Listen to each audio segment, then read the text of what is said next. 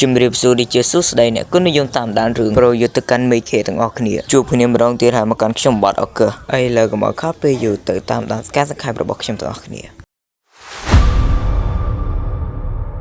តទៅពីមុននៅពេលដែលស៊ីយិនទទួលបានកូនសត្វចម្លែកត្រាំទៅបានមកវិញបន្ទាប់មកជីនលីនក៏បាននិយាយថានាងសំតែស្លាប់មិនស្គាល់លោកម្ចាស់ស៊ីយិនព្រមទាំងវេប្រហារទៅលើលោកម្ចាស់ស៊ីយិនខានជួបគ្នារាប់ឆ្នាំមើលទៅលោកម្ចាស់ស៊ីយិនគឺពិតជាអស្ចារ្យខ្លាំងណាស់ឥឡូវខ្ញុំដឹងហើយថាលោកម្ចាស់ស៊ីយិនគឺខ្លាំងកម្រិតណាស់និយាយរួចយើងក៏លេងមកមើលកន្លែងមួយទៀតបន្ទាប់មកពួកយើងឃើញភ្លឺអ្វីម្យ៉ាងបានហោះមកចូលកន្លែងនេះប៉ុន្តែមើលយូរទៅគឺជាបកក្រុមយូរ៉ាសូម្បីតែឈិនឈើនឹងយាយក៏មកជាមួយគ្នាដែរនៅពេលដែលចាស់ប្រជាចាឃើញមុខគ្នាបានត្រឹមតែធ្វើមុខដាក់គ្នាតែប៉ុណ្ណោះបន្ទាប់មកយើងក៏បានឃើញអវត្តមានរបស់ Tansen ជាមួយនឹងអ្នកជើងខ្លាំងដទៃទៀតពួកគេទៅពេលមកពីបកច្រឡងភ្នំភ្លើងឆាបឆេះដល់ពេលបានឃើញគ្នាហើយបានត្រឹមតែធ្វើមុខស្មាដាក់គ្នាទៅវិញទៅមកតែប៉ុណ្ណោះបន្ទាប់មកថាហូនេះឆ្ងល់ខ្លាំងមែនតើហេតុអ្វីក៏បានមិនឃើញអ្នកក្លាហានស៊ីវៀនមកបែបនេះបន្ទាប់មកឪពុករបស់នាងក៏បានតបទៅវិញថាកុំបារម្ភអីស៊ីវៀនគង់តែមកនោះទេយើងក៏លេងមកមើលស៊ីវៀនវិញពេលនោះស៊ីវៀនបានសួរទៅកាន់ឈិនលៀនថាតើឈិនលៀនចង់បានវិស័យត្រាំទឹកយកទៅធ្វើអ្វីពេលនោះឈិនលៀនបានតបទៅវិញថាព្យាមរបស់កូនសត្វត្រាំទឹកអាចព្យាបាលជំងឺអ្វីៗឲ្យជាសះស្បើយនាងចង់បានកូនសត្វត្រាំទឹកនេះគឺដើម្បីទៅព្យាបាលជំងឺខ្លួនឯងគឺនាងបានត្រូវពឹសពោះថ្លាន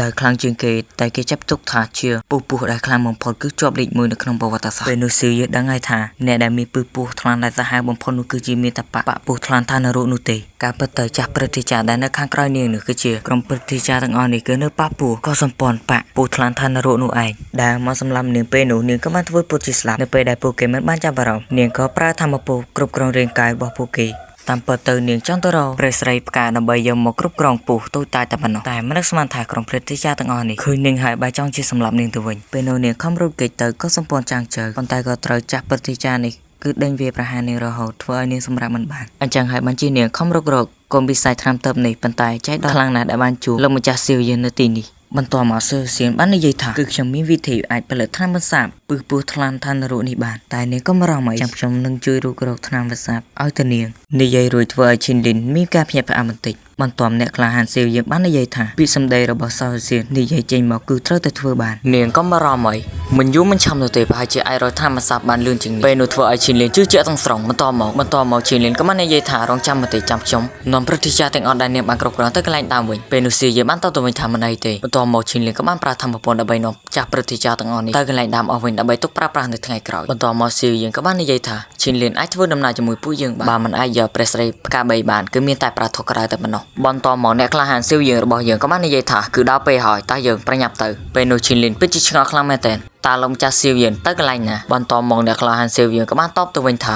ពួកយើងគ្រប់គ្នាកំពុងទៅយកគម្ពីរទេវតាគឺថានៅកន្លែងនោះគឺថាក្រុមចាស់ព្រឹទ្ធាចារ្យគ្រប់បកទាំងអស់ទៅប្រជុំគ្នានៅទីនោះដើម្បីនាំគ្នាទៅដណ្ដើមគម្ពីរទេវតានៅពេលដែលអ្នកក្លាហានស៊ីវយើងបានទៅដល់អ្នករំភើបជាងគេនោះគឺមានតែខាងហូអឺតែប៉ុណ្ណោះពេលនោះអ្នកក្លាហានស៊ីវយើងក៏បានស្ទុះទៅសួរមេបៈនៃច្រឡងអណ្ដាតភ្លើងឆាបឆេះពេលនោះអ្នកក្លាហានស៊ីវយើងបានសួរថាតើគម្ពីរទាំងអស់នេះមួយណាជាគម្ពីរទេវតាពិតប្រាកដមេបៈនៃច្រឡងភ្លើងឆាបឆេះបានតបទៅវិញថាខ្ញុំក៏មិនដឹងដូចគ្នាគម្ពីរទាំង10នេះច្បាស់ណាស់ប្រហែលជាមានគម្ពីរមួយជាគម្ពីរទេវតាពិតប្រាកដបន្ទាប់មកអ្នកក្លាហានស៊ីវយើងរបស់យើងក៏បានចាប់អារម្មណ៍អ្វីមួយយ៉ាងនៅពេលដែលអ្នកក្លាហានស៊ីវយើងរបស់យើងក៏បានងាកទៅស្រាប់តែលំហក៏បានប្រែបែកមានមនុស្សមួយក្រុមដែលបានមកពីបាក់សាព្រលឹងអ្នកដែលភ្ញាក់ផ្អើលជាងគេនោះគឺឆៃសិងពេលនោះផងដែរឆៃសិងក៏បាននិយាយថានៅទីនេះពិតជាមានមនុស្សអ៊ូអរខ្លាំងមែនទែនព្រឹទ្ធាចារ្យមយូរ៉ាមើលយូរទៅគឺពិតជាឆៃសិងមែនព្រឹទ្ធាចារ្យមយូរ៉ាបាននិយាយថាថ្ងៃនេះគឺពិតជាមានល្ខោនល្អមើលហើយខ្ញុំធ្លាប់លើគេនិយាយថាស៊ីវយិនធ្លាប់ប្រយុទ្ធជាមួយនឹងឆាងស៊ីងពេលនោះស៊ីវយិនបានកាត់ដៃឆាងស៊ីង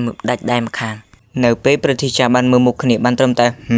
ពេលនោះលោកម្ចាស់គ្រប់បកមយូរ៉ាបាននិយាយថាជាត្រូវរួបរวมគ្នាដើម្បីដណ្ដើមគម្ពីរទេវតាឲ្យទៅបានអ្នកក្លាហានស៊ីវយិនរបស់យើងក្រោយពីសម្លឹងមួយភ្លើរួចហើយក៏បាននិយាយថាណែអាខ្មោចតកចាស់ដៃឯងពិតជាដោះលឿនណាស់នោះក្រោយពេលឆាងស៊ីងបានឮពាក្យសម្ដីស៊ីវយិននិយាយហើយធ្វើឲ្យឆាងស៊ីងមួម៉ៅជាខ្លាំងរួចហើយបានតបទៅវិញថាអាក្មេងចង្រៃស៊ីវយើងរបស់យើងក៏មិនណយរួចដែរដើរទៅមុខរួចហើយបាននិយាយថាតើដៃមួយចំហៀងទៀតតើឯងត្រូវការដែរឬទេរៀបនឹងប្រយុទ្ធគ្នាទៅហើយស្រាប់តែមានអ្វីម្យ៉ាងបានផ្ទុះចេញពីរក្សាទុកគម្ពីរទេវតាពេលនោះឆៃស៊ីងបាននិយាយថាចាំពេលយើងបានគម្ពីរហើយចាំប្រយុទ្ធគ្នាដឹងសខ្មៅម្ដងនៅពេលដែលគម្ពីរទាំងអស់ចាប់ផ្ដើមរំញ័រពេលនោះឆៃស៊ីងបាននិយាយថាត្រូវតែកម្ចាត់អាល្អិតស៊ីវយើងឲ្យលឿនដែលអាចធ្វើទៅបានតែប៉ុណ្ណោះបានអាចយកគម្ពីរទេវតានេះបាន